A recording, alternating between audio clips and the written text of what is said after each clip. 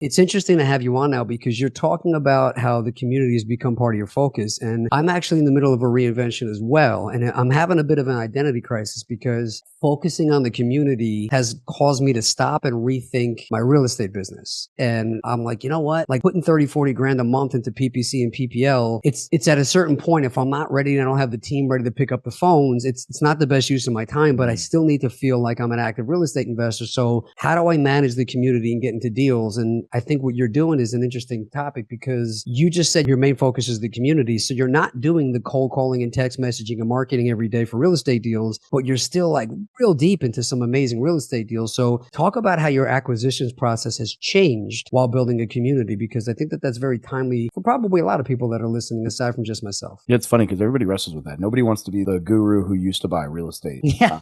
Because then everyone just goes online and they're like, if you were good at this, you wouldn't sell stuff. And I'm like, okay, whatever, dude. I'm like, hey, look, man, the first house I flipped, I lost $30,000 because I didn't ask anyone who thought I knew how to do it. It cost you a whole lot less than 30 grand for me to show you everything and for you to be in a community with 700 plus people. So look, you're right. I do make some money off this. And somehow in this world, if you make money, you're an awful person. If you gave everything away for free, well, except then nobody cares, right? Because there's no skin in the game. But I'm like, look, man, if you want to lose 30 grand and then come back, I'm fine with that. If you'd rather like learn and have people and support. And I think the most important piece of this, like the brotherhood, the camaraderie, all that, but the ability to share when something goes well and have people genuinely happy for you instead of having an ego and being like, oh, must be freaking nice. And the ability to share losses. Like if I tell people, I'm like, oh yeah, I lost 113 grand last month. They're like, yeah, but you're rich. Who cares? I'm like, okay, not valid at all. Like there are still plenty of issues, right, that go on in life.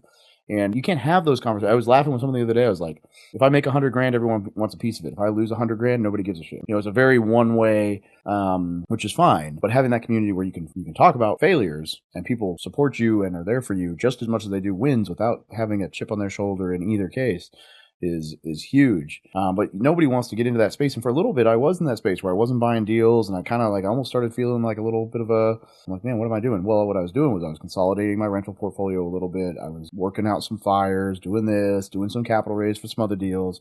And then what I realized was like, if I set a buy box and I tell people what that buy box is, you'd be amazed what lands in your door. Even if it's just people tagging you. Like just 2 days ago, someone tagged me. They're like, hey, I know this fits your buy box.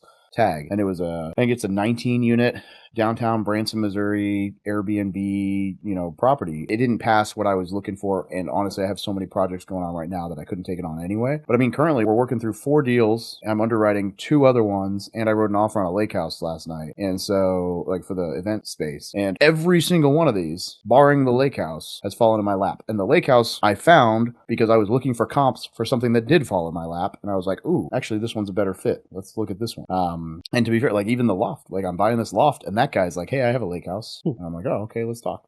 And so if you can focus on, there's a million ways to skin this cat. You can make 10 grand doing anything, but making 10 grand, helping other people make 10 grand is a lot more fulfilling. So if you kind of have that niche and you can help people and point them in the right direction, yeah, you're right. You can do PPC, PPL and keep that bus going. But as well as I do, the off-market game is you got to feed that beast. It's relentless. And so if you shut that down and you didn't have that bandwidth and you went in all in on the other thing and you just told people what you were looking for, there's a way where you could continue to do the deals without the headache. People would bring stuff to you. You could partner with people.